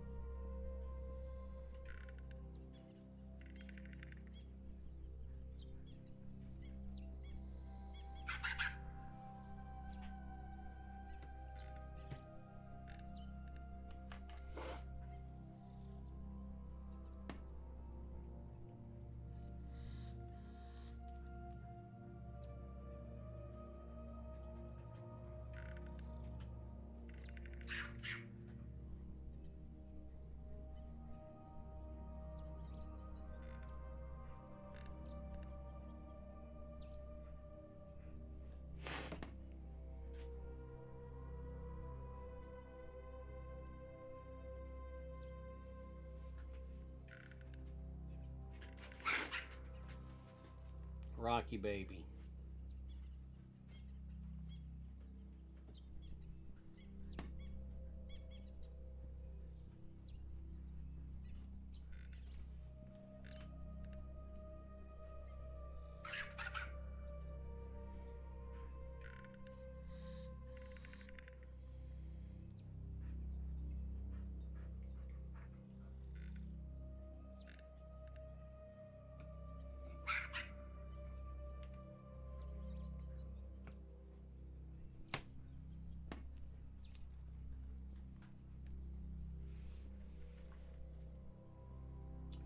I almost need like a ticky-tack type subject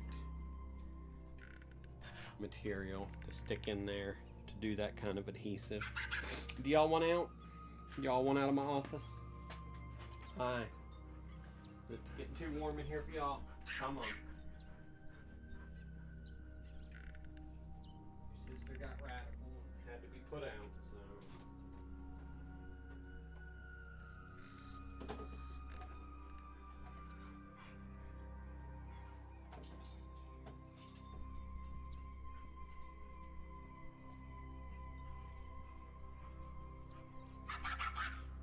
Alright, y'all. It is 9:15. I would like to get a tentacle on this thing if I could. If it will cooperate.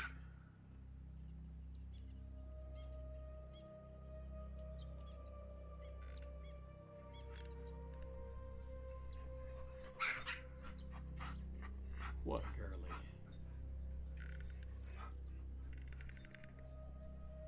But I need like a gummy type substance to make this work.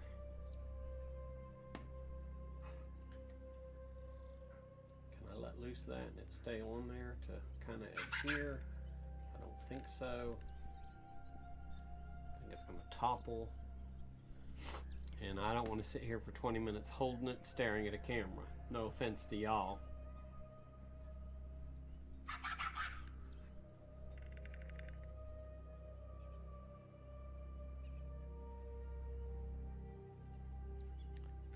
So they don't really say, at least I don't see on the box, what they recommend for gluing these together.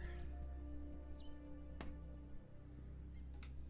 think that would be kind of important.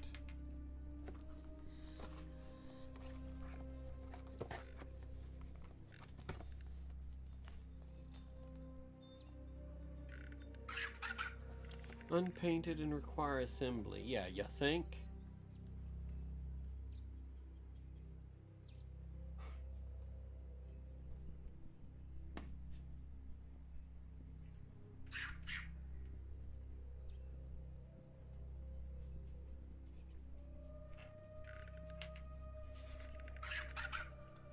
See, these two pieces are sticking together, but I'm wondering if that's the super glue or the Gorilla Glue is the reason they finally decided to stick.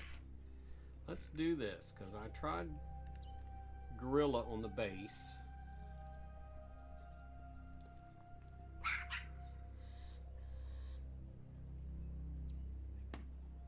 Let's pop some super glue on there and see if maybe, just maybe,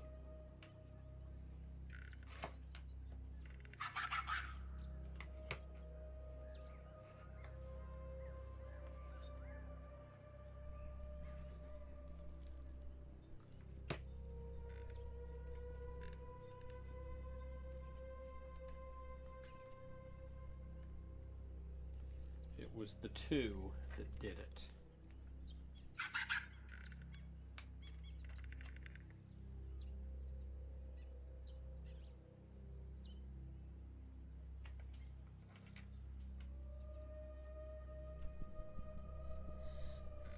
Do not get it on the desk.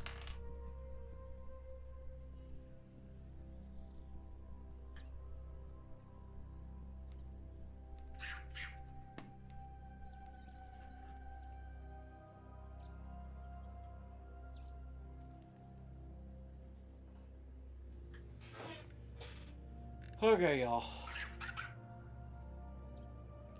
I'm gonna hold it for a little while. See if maybe it'll lock on.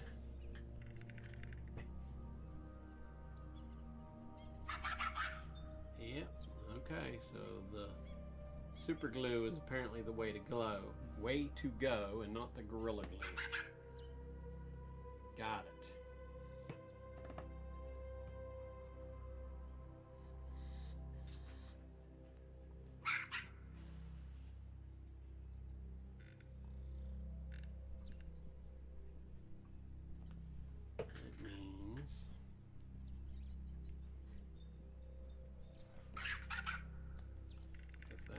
Hold, and we can do this one. Might get this thing glued together tonight regardless.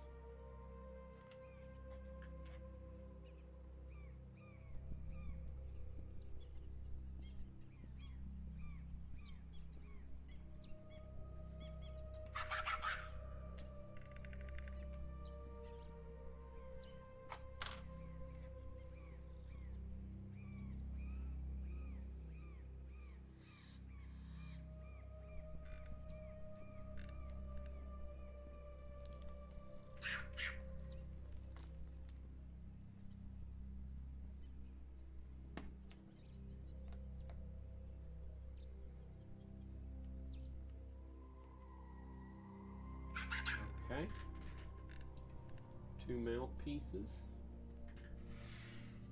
We might have a froghemoth here, folks.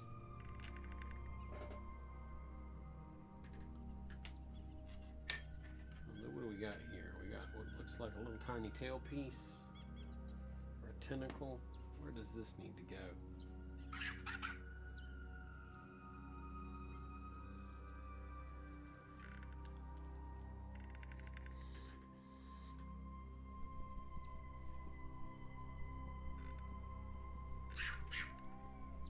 Tail piece we need to put over there, and a tail piece we need to put over here. Or tentacle piece, I should say, not tail piece.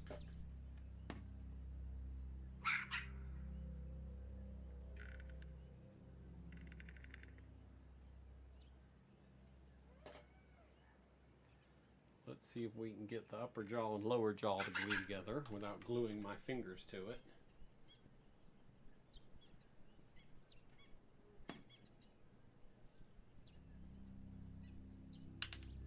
And there goes the eye stalks.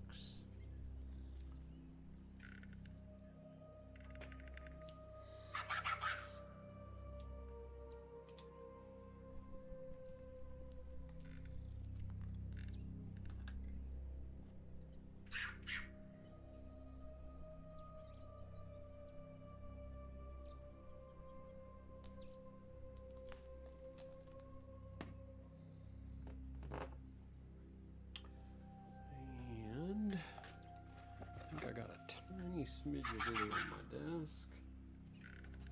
Got it off before it did anything nasty to it. And these two pieces are not wanting to glue together.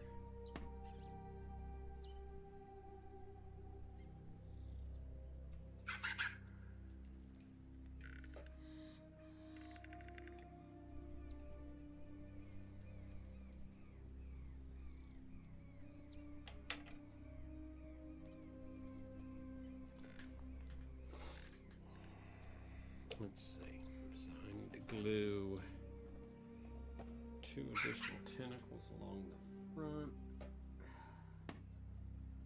I am super glued to the part, which I was afraid of happening.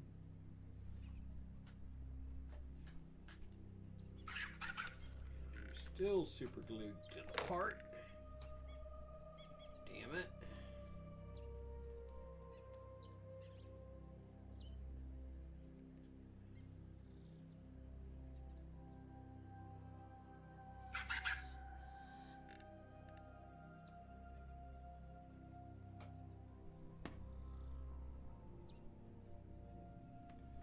Okay, I think I got my fingers loose of that finally.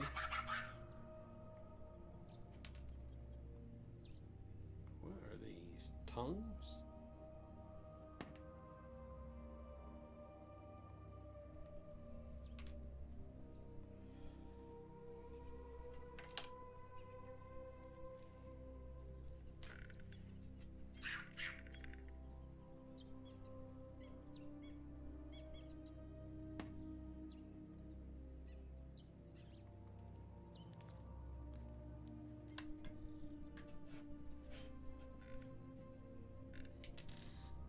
Yep.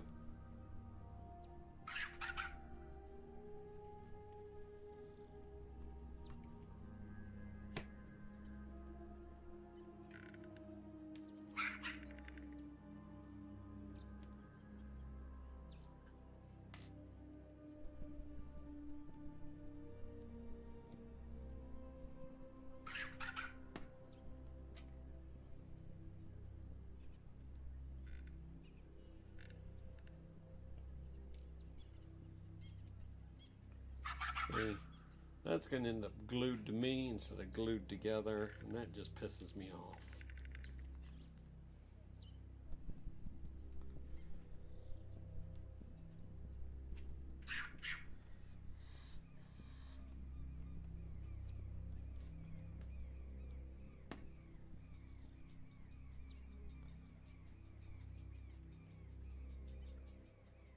I don't like leaving glue sitting open because it dries really, really fast. Okay. I don't know if y'all can see that detail, but that tail is on. Tentacle, tentacle. Sorry. Keep calling it a tail, don't I?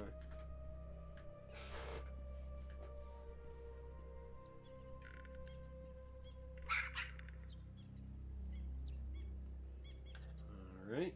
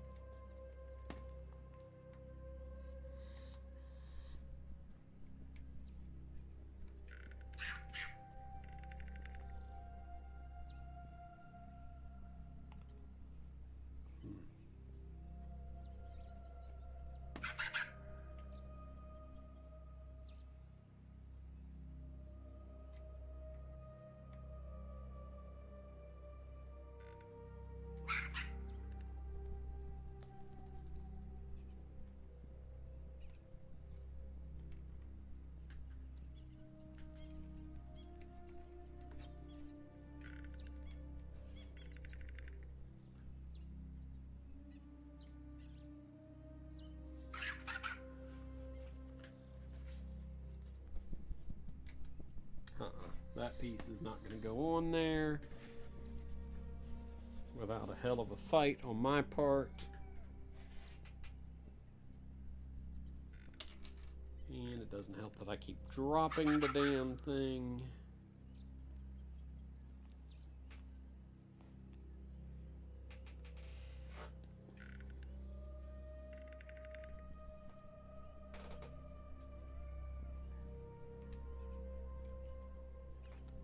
And I just knocked a tentacle off. Shit.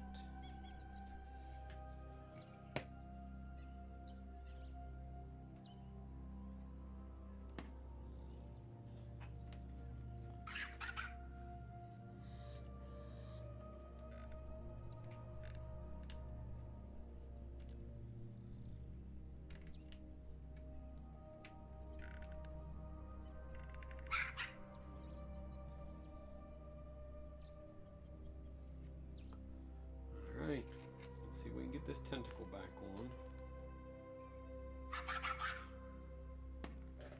without getting glue all over me, the desk, or everywhere but it's where it's supposed to be.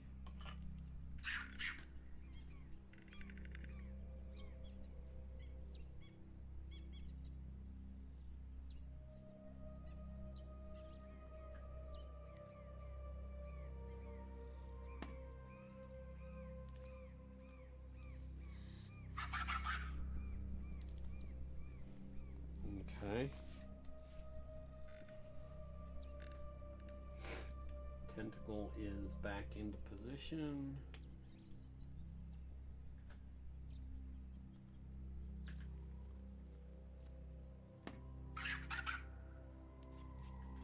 All right. Let's put the head on this monster, shall we?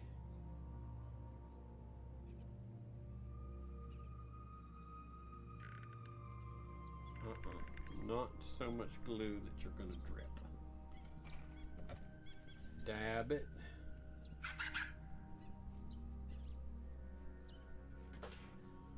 Now,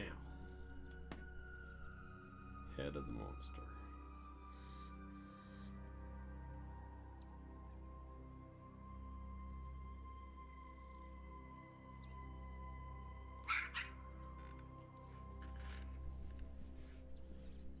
So what do we have? We have two little stalks that need to go on either side of the eye that are teeny tiny.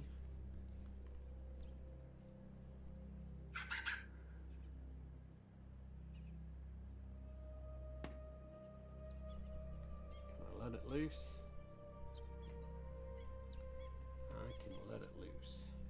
Now, since that head has just been put on there, and that glue has got to set, I'm going to leave these two little teeny tiny stalks till next time. But I did want to present the froghemoth to y'all, minus the two little stalks that'll go on either side of the eye stalk. I will get those on. And there's a husky hair right there in the glue. I will get those on before painting. So, but that kind of wraps up our stream for the night. Next stream will be Saturday evening. No game this week. I will be painting minis, of course, and hope to see you then. So hit that follow button, turn on those notifications so you know when I go live, and we will see you next time. Have a great evening.